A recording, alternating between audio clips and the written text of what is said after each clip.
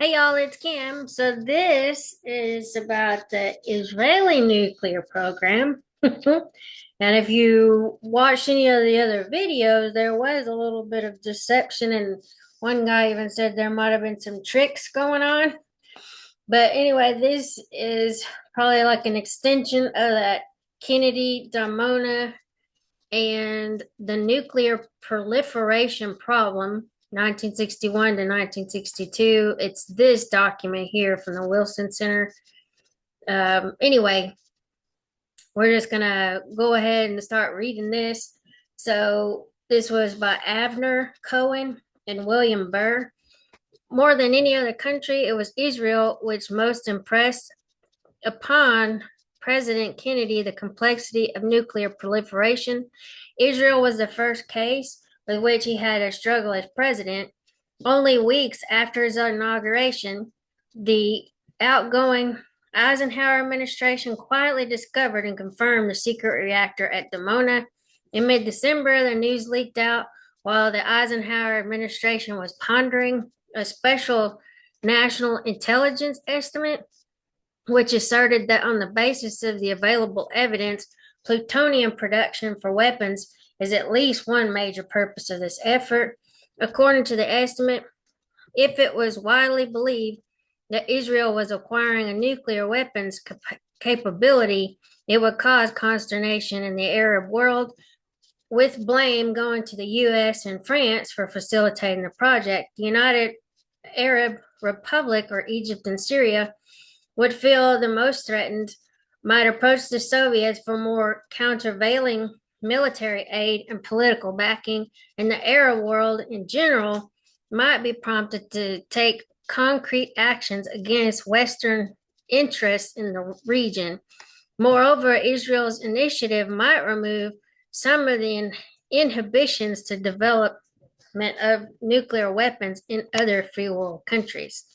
On January 19, 1961, on the eve of his inauguration, President-elect Kennedy visited the White House for the last time as a guest, along with his senior team.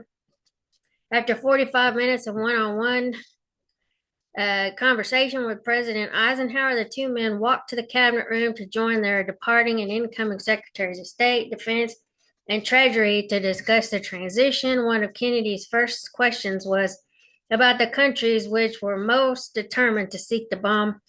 Israel and India, Secretary of State Christian Herter fired back and added that the newly discovered Dimona reactor, being constructed with aid from France, could be capable of generating 90 kilograms of weapons-grade plutonium by 1963. Herter urged the new president to press hard on inspection in the case of Israel before it introduced nuclear weapons into the Middle East. With his concern about stability in the Middle East and the broader nuclear proliferation threat, Kennedy took Herter's advice seriously. Within days, he met with departing Ambassador Reed for discussions of Dimona and other regional matters. To help him prepare for the meeting, new Secretary of State Dean Rusk provided an updated report about Israel's nuclear activities and a detailed chronology of the discovery of Dimona. For the rest of Kennedy's time in office, Dimona would remain an issue of special and personal concern to him and his close advisors. The most important event covered in this collection was the nuclear summit held at the Waldorf Astoria Hotel in New York City on May 30th, 1961, between Kennedy and Ben-Gurion. We refer to it as a nuclear summit because Dimona was the heart of that meeting. The encounter was made possible thanks to a reassuring report about the first American visit to Dimona, which had taken place 10 days earlier. Kennedy had tirelessly pressed Ben-Gurion to allow the visit since taking office, insisting that meeting the request made initially by the Eisenhower administration after the discovery of Dimona was a condition for normalizing U.S. Israeli relations. In a sense, Kennedy turned the question into a de facto ultimatum to Israel. For weeks, Ben-Gurion dragged his feet, possibly even manufacturing or at least magnifying the domestic political dispute, what was known in Israel as the Levant affair. into a government resignation, primarily as a ploy to stall or delay that Dimona visit. By April 1961, after a new government had been organized, Israeli Ambassador Avram Harman finally told the administration that Israel had agreed to an American tour of Dimona on May 20th to AEC scientists U.M. Stabler and J.W. Croaks Jr. visited the nuclear facility on a carefully crafted tour. The visit began with a briefing by a Dimona senior management team headed by Director General Maines Pratt, who presented a technological rationale for an historical narrative of the project. The Dimona Nuclear Research Center, the Americans were told, was conceived as a means for gaining experience in construction of a nuclear facility, which would provide them, as Israel, for nuclear power in the long run. In essence, according to Pratt, this was a peaceful project, as the American team's summary report, which was highlighted in a memorandum to National Security Advisor McGeorge Bundy, made very clear the AEC team believed that the Israelis had told them the truth.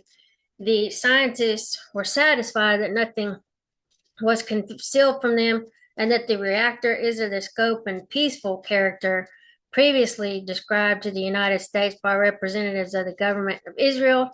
The AEC's team official report, document 8A, is now available for the first time. Previously, only draft notes written by the team's leader had been accessible to researchers. The differences between the two versions are minor, except for a noteworthy paragraph in the final report under the headline General Comment.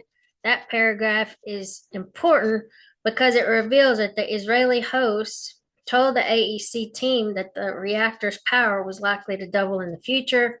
It's quite possible that after operating experience has been attained, the power level of the reactor can be increased by a factor of the order of 2 by certain modifications in design and relaxation of some operating conditions.